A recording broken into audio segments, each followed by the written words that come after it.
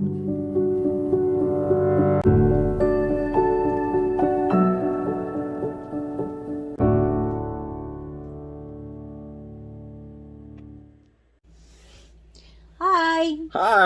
Nathan and Betty with RV for Jesus. Sorry, we've been a little missing in action, you might say, for the past few weeks.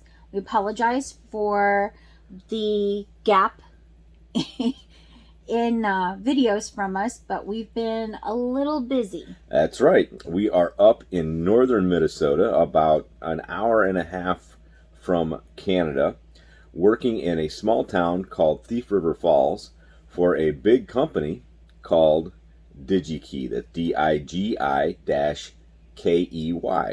And what that is, it's a online company that sells electronic components.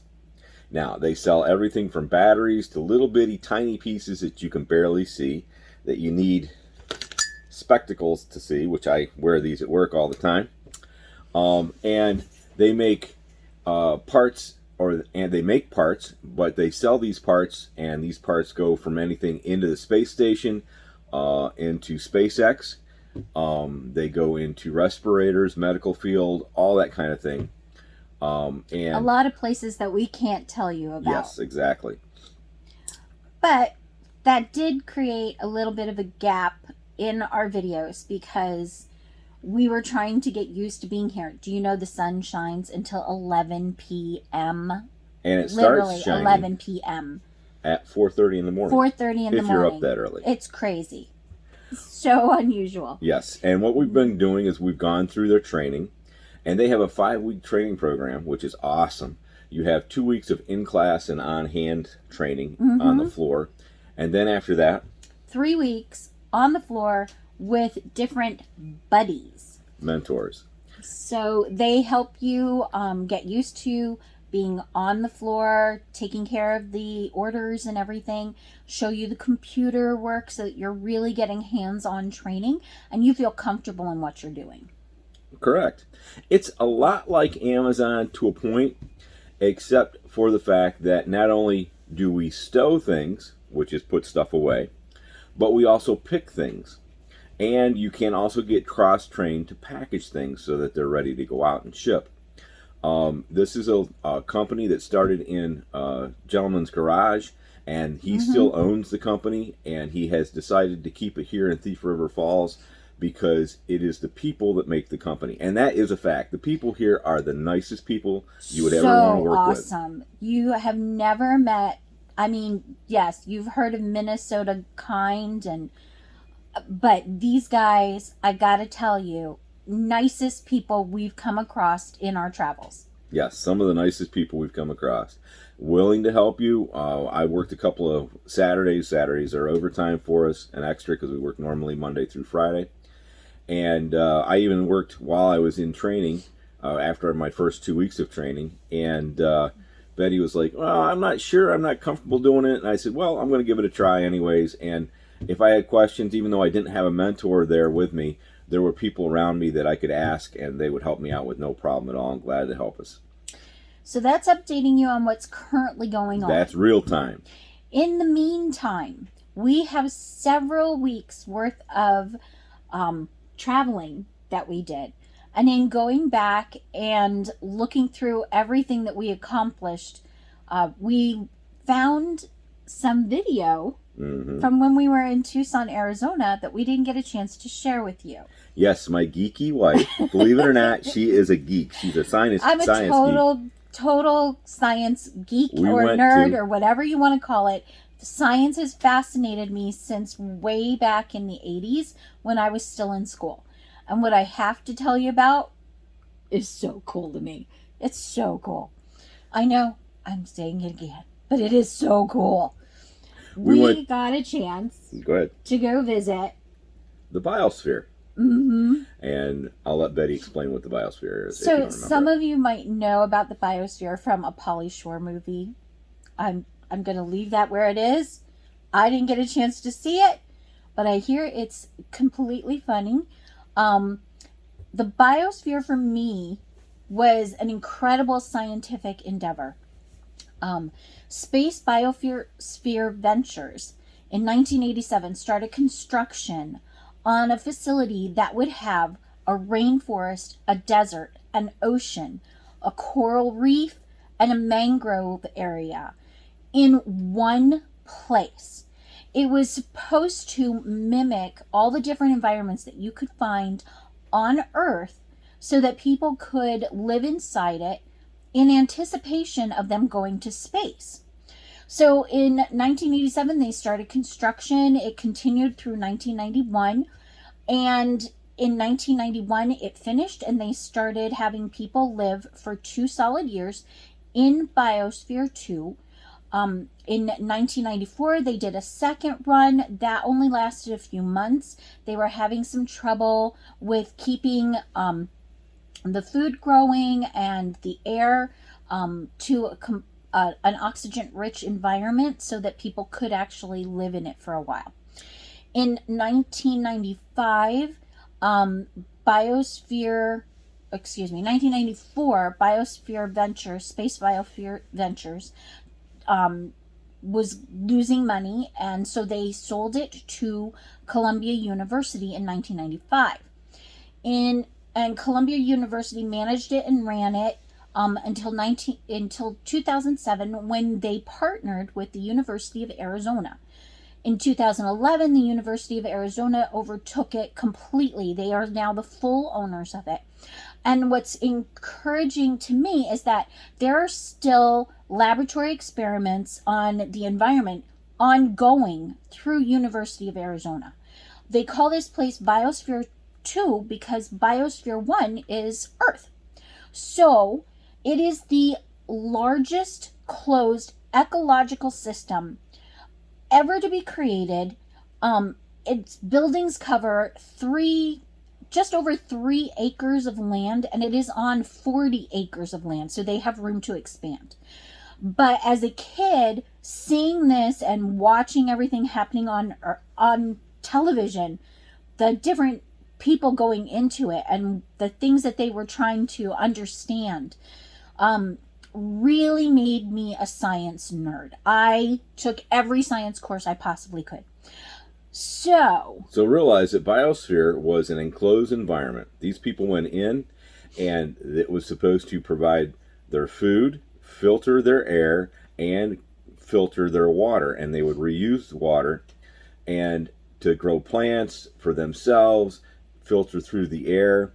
And as you can see, it's made of a filament, because as the sun comes down, the dome itself, it expands. The air inside it expands. So they had to build it so that there was an ability for the building to expand a little bit and then contract when the sun went down and the air again condensed. Mm-hmm. So it was really cool to go see. We're going to let you see the video. Thoughts from on the road will be first, and then the video after that. So we hope you enjoy it as much as we did, especially her. But no, I enjoyed it too. It was really cool. And we hope you enjoy our other videos. The link for it, if you want some more information about it, will be down in the notes. And give us a comment about it if you remember it, if you've seen it, been there, or anything like that. We'd love to hear about your experience. All right, so leave us a comment, and we will catch you later. Remember, enjoy your wanderings and wander with a purpose.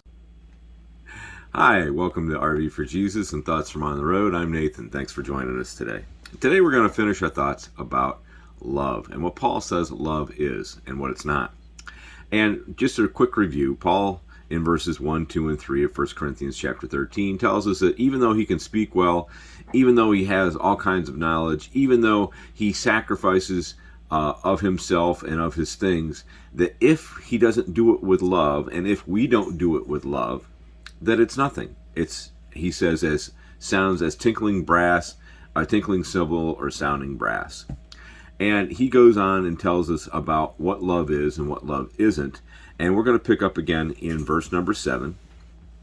And he says, speaking again of charity, he uses the term charity here because it is a love for others. It's the same kind of love that God tells us we should have when Christ said we should love our neighbor as ourselves, the second greatest commandment.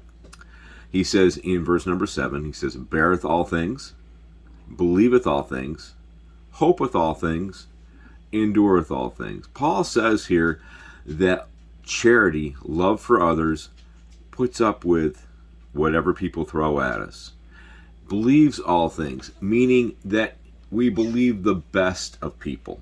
We don't anticipate the worst, but rather we believe the best. It's the same principle as what we here in America have in our justice system of innocent until proven guilty. We believe the best of people.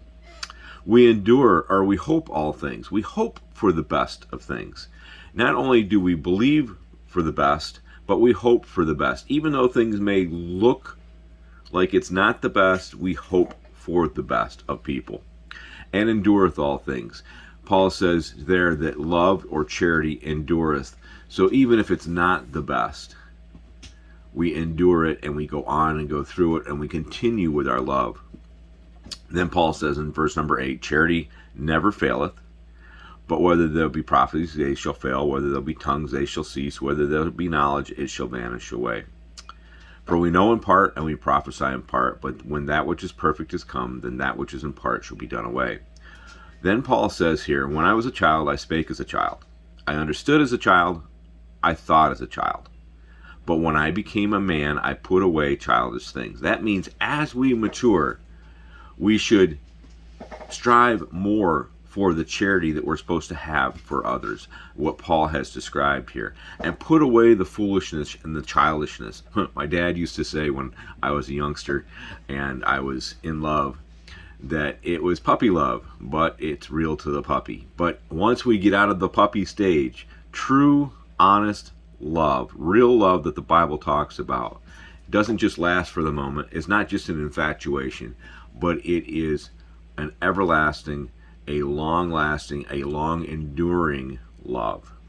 Not only for the ones in our lives that we love, that we know, but even for our neighbors, like the Good Samaritan, who helped someone who he didn't even know, but he had charity for that person, and he took care of that person. Paul goes on to say, for we see through a glass darkly, but then face to face. Now I know in part, but then shall I know, even as I am known. Paul talking there, I believe, about the coming kingdom of God. Now verse number 13. And now abideth faith, hope, charity. These three are the top things. But Paul says, but the greatest of these is charity. The greatest thing that we as Christians can have is charity, a love for others that shows through, that expects and hopes for and wants to see the best in everyone. And even when that doesn't show itself, we still continue to love and care for and do for, so that others can see the love that God has bestowed upon us when he sent his only son to die on the cross for us, that we might have eternal life. That way they can see that love, ask about that love, and as we wander, we can share with them that love about how Christ loves them and died on the cross for them. Share that love today. Thanks for joining us.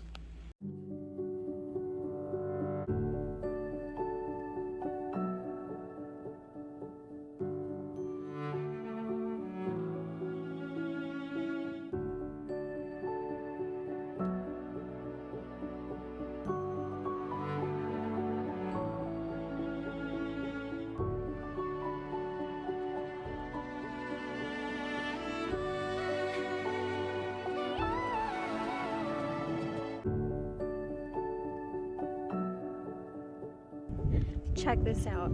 I can't tell you how much I am geeking out right now, guys. This is Biosphere 2. I saw this when I was a kid, where they put people to live inside the biosphere when the space company was in charge of it over here. And I gotta tell you, I was so fascinated by it. Science became like this huge thing for me. And I am at the overlook looking at the entire structure right now. This is so awesome. I mean, so cool.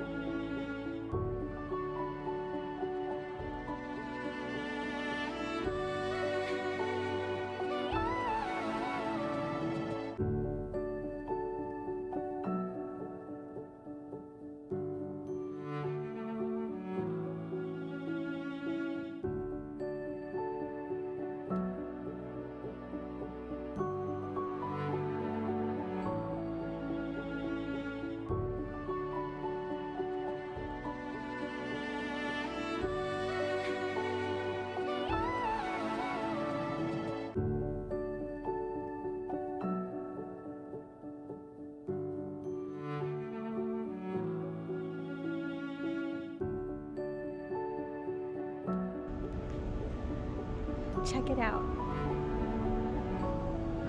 Let me tell you, it is very humid in here. The difference from the degrees outside to inside is so incredible. And it is just amazing to me that they have an actual desert area in the biosphere. We're also going to see a rainforest and an ocean all in one place. The amount of laboratory experience that they have going on right now in the University of Arizona is just amazing. This is one of the only places in the world where they can do all these different experiments.